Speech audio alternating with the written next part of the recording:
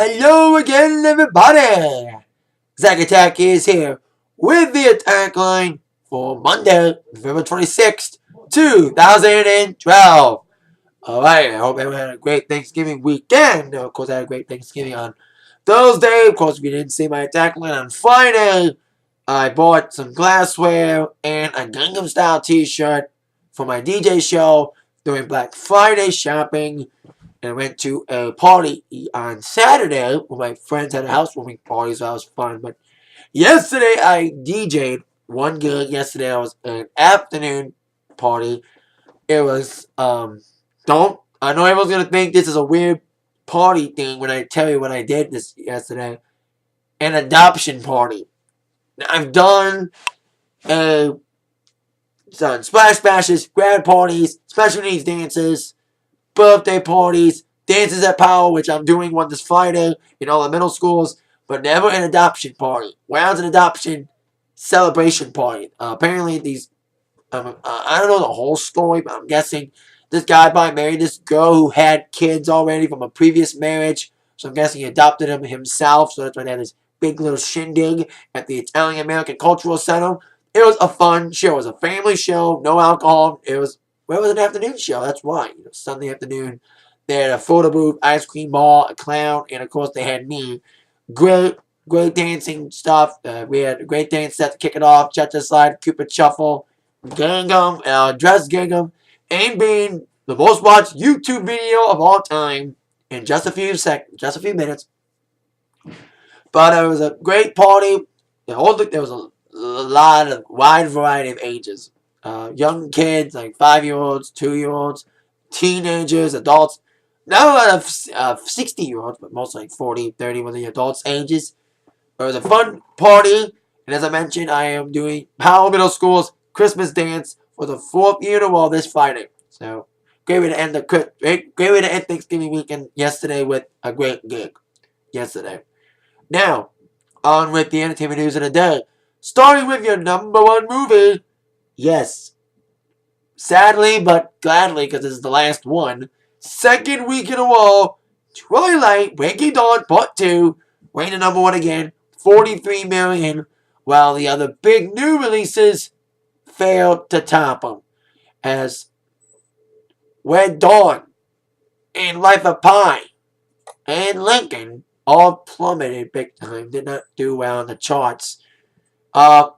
Well, Lincoln was limited release, now got more money. Rise of the Guardians did pretty well. Life of Pi did well. Red Dawn, only 14 million, not even in top 5. So there you go. Twilight still number one, but thankfully this is the last one. Now on with music news, starting with the Rolling Stones. Rolling Stones, over the weekend, performed their 2 concerts in London to kick off their 50th anniversary celebrations across 2 shows on the 24th and 25th at the O2 Arena. And they had surprise guests, as many would expect. Former Stones members, Bill Wyman and Mick Taylor, joined the Stones during their show in London. Also appearing was Mary J. Blige and Jeff Beck. The 2.5-hour show was a fabulous show according to many critics. And Mick Jagger was coming out with skin-tight black pants and a black shirt and a sparkly tie. Took time from singing to thank the crowd for its loyalty. It's amazing that we're still doing this. And it's amazing that you're still buying our records and coming to our shows. Thank you, thank you, thank you. Speaking of coming to those shows, they made fun of the ticket price a little bit. And many highlights of the shows, including Mick Taylor joining him on a stunning version of Midnight Rambler. Mary J. Blige mentioned coming out to do Gimme Shelter. But, of course, the show kicked off with a tribute from many bands, including doing some Whale songs, including I Want to Be Your Man, that was written by the Beatles, but done by the Beatles famously. And also, It's All Over Now, couple where these, and of course, all the hits, Sympathy for the Devil, Painted Black. So, there you go, Rolling Stones kicking off their 50th celebration at, of course, the first of 2 shows in London. Of course, after these shows in London, they're going to be on their way back to America for 3 shows, including one in New York at Barclays Center. I think it's next week, the 7th. And of course, the 13th and the 15th of December at the Prudential Center in Newark, New Jersey. Of course, the 15th of December show will be on pay-per-view, brought to you by the WWE. Can't believe I said that. When I mentioned my gig, got the news on Gangnam Style, as Gangnam Style officially today, well, this weekend, became the most watched YouTube video of all time, 800 million views, topping Justin Bieber's Baby. That's the most watched music video in YouTube history. We'll get to news on Bieber and Boo Buds in a moment. But when it comes to the chances of Psy being the first YouTube video to top 1 billion, that's what I'm reading, but see what happens with that. But congratulations to Psy, 800 million views. Hopefully it'll be number 1 soon, but I doubt it when it comes to number 1 single. But Gangnam Style, definitely most watched YouTube music video. Now, news on Chris Brown for a moment. Chris Brown's been involved in a lot of Twitter feuds over the last couple of years, especially this year, feuding with Miranda Lambert and even CM Punk. But one feud has driven Chris over to the point of leaving Twitter. Jenny Johnson, a comedian. Apparently she got into a foul-mouthed war of words with Chris Brown over the weekend. And on Sunday, because of that, Chris Brown deleted his account, which then sparked outrage from his fan base, Team Breezy, with Jennifer Johnson getting death threats from the Chris Brown fan base for taking off Team Breezy off Twitter. She retweeted about it, saying, "It's alarming how many death threats I'm receiving via replies. I encourage everyone, including Twitter, to look through them. Not cool." Few examples of the threats are seen below on this page I'm reading. And it all started that with Chris Brown saying, this feud with Jenny Johnson and Chris Brown started when Jenny took aim at the Kiss Kiss hitmaker over his infamous fight with Rihanna, who was left bloody and bruised after their altercation. Brown then told his fellows he looked old as fuck, prompting Johnson to reply, "I know, being a worthless piece of shit can really age a person." The first singer reacted by making an offensive reference to a sex act and branding Johnson a hoe. But the writer hit back, "It's hoe, H-O, not H-O-E, you ignorant fuck." Carried on against the rant against Johnson, Brown went on, who posted a link detailing his fight with Rihanna, to which the singer replied, "Just ask Rihanna if she is mad."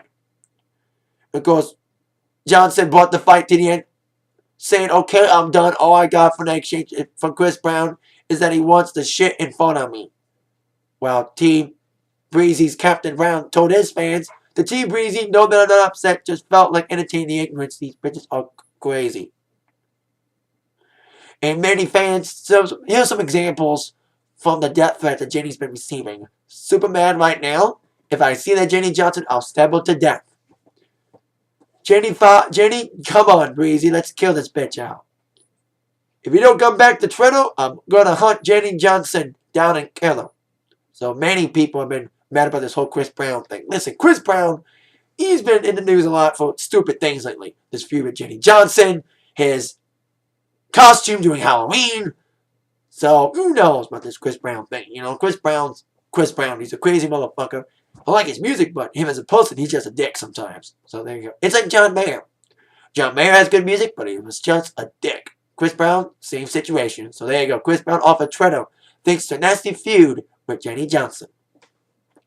I bet you everyone's tweeting her now. Like, everyone's like, "Who the hell's Jenny Johnson?" I bet you Jenny Johnson's loving the publicity because everyone knows who she is now. So maybe it was a publicity stunt. Maybe that's why she wanted to fame at Chris Brown, because she wants publicity. Who knows? But there you go. Now, on with news on Beyonce. Now, Beyonce's got a lot going on. She's been quiet after the birth of her child, Blue Ivy, but now Beyonce is going back in the spotlight. As of course, she's already announcing that she'll be on the Super Bowl halftime show. But just days after that, she'll have a HBO special. Yeah, Beyonce's directing a documentary, and she has produced, and it'll be airing on February 16th after the Super Bowl on HBO. No word on the title and what it's really about, but HBO released a statement about this saying everybody knows Beyonce's music, but few know Beyonce the person. Along with electrifying footage of Beyonce on stage, this unique special looks beyond the glamour to reveal a vibrant, vulnerable, unforgettable woman. So basically the documentary. And Beyonce released her own statement saying that some of my favorite shows are on HBO, so I'm very excited that my film will be part of its bold programming. Following, of course, successful documentaries, including, of course, The Rolling Stones that aired a few weeks ago. This film was so personal to me, it had to have the right home. Apparently, she has been shopping this documentary for a while. So now, there you go. Beyonce's trying to jump back in the spotlight. First with the Super Bowl, and now HBO special. Ice Miller tour. Of course, she had to have a baby. Maybe she'll tour because she didn't do a proper tour for 4. But 4 doesn't matter tour or not. Failed. Anyway, speaking of football halftime shows, when the NFL gets Beyonce, the Canadian Football League got Justin Bieber. That's right, Justin Bieber performed at the Canadian Football Grey Cup halftime show, and he got booed off the stage by thousands upon thousands of football fans. It was either because A, the football fans are male and don't want a guy looking like a chick singing halftime, although Carly Rae Jepsen was also doing halftime and she got applauded. But maybe it was because he was wearing overalls when being the Canadian Prime Minister over the weekend. According to a photo on Twitter, Justin Bieber appeared in nothing but a white shirt, a baseball cap, and overalls while meeting the Canadian Prime Minister. He posted retweeting to the critics, responding to the critics of the picture of him in overalls with the Canadian Prime Minister. The pic of me and the Prime Minister was taken in a room in the arena while I was performing that day.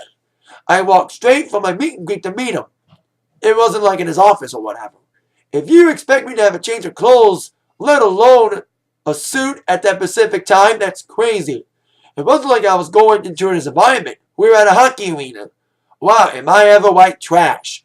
At least he made fun of himself about it, but at least it wasn't like in his office, but many people criticized for it. And of course, Justin's been through a lot lately. Although winning the AMA, of course, his breakup with Selena, they're trying to get back together, failed, but of course, they're on the overalls, and of course, getting booed off the stage at a Canadian football game. Unfortunately, they deserve it, because no one wants to see Justin Bieber at a football game, not even American football. It'd be the same way if he was doing American football. If he was doing NFL, he would get booed, same thing. Doesn't matter where he is. Doesn't matter what football country he's at. He'll get booed off the stage no matter what. And of course, he's from Canada, so that makes it more funny.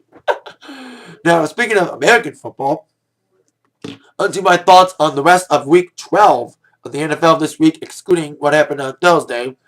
Bears, I'm happy my Bears at least won. My favorite team besides Detroit when they don't suck, Chicago Bears, came back following missing a game and a half. Jay Cutler came back to beat the crap out of the Vikings, 48-10 for the Bears. But with Ben Roethlisberger out, Steelers lost, while the Packers got their butts whipped behind the Giants last night. Big nasty score of 38-10. Wow, Packers got their butts whipped. And San Francisco 49ers in a nail-biter beating the New Orleans Saints at their home.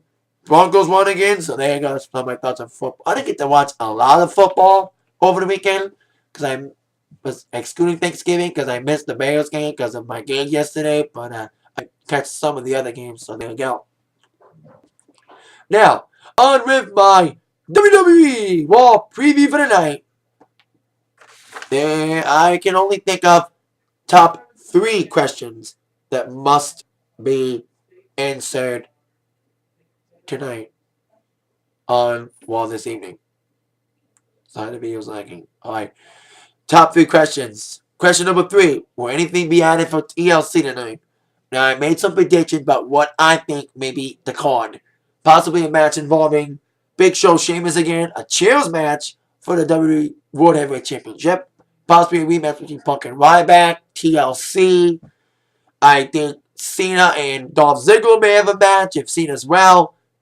I think a ladder match would work. It would be kind of cool if they have Cena and Ziggler in a ladder match with Ziggler's Money in the Bank on the line. But Cena already had Money in the Bank and failed to cash it in. So there you go. But we'll see what other matches for TLC get added tonight, since we didn't get any added last week. Because it's all about Survivor Series aftermath. But probably going to add some Survivor Series matches tonight. Also, probably a match involving Wade Barrett and Kofi Kingston. Now, speaking of Dolph Ziggler and John Cena, question number 2.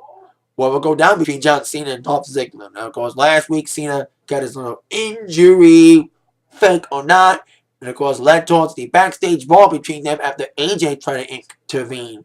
Now, I'm hearing rumors of a possible mixed tag involving John Cena teaming up with AJ against Dolph Ziggler and, well, not Vicky, but Tamina, replacing Vicky in this case, but it'll probably be like a match like the week before the pay-per-view, because I think Cena Ziggler is better on the pay-per-view than a mixed tag. So probably the mixed tag, if they would have Cena and AJ against Ziggler and Tamina, it'd probably be like the week before TLC to build up Cena and Ziggler's feud. Or maybe tonight. I'll be surprised, but maybe not be. So we'll see what happens. Cena and Ziggler's feud tonight, if Cena is even well. But Cena did look well, giving Ziggler an STFU on the ramp Friday at the end of SmackDown. So their feud has just begun to boil over.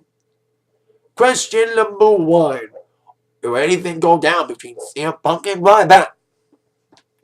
Now, of course, we all know what happened in Survivor Series. Seth Rollins, Roman Reigns, and Dean Ambrose attacked Ryback. They attacked him again on Raw after Survivor Series, where it was trying to crash CM Punk's celebration party of being champ for a year. And being thrown through a table yet again, and Punk laid over his prone body. Like I said last week, I'll say it again. I think him and or Paul Heyman are behind the attacks on Ryback in the storyline.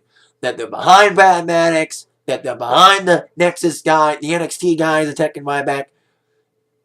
And anything to make Ryback not champion, good for me. I don't think Ryback deserves to be champion. Or John Cena. I hate to say this to The Rock.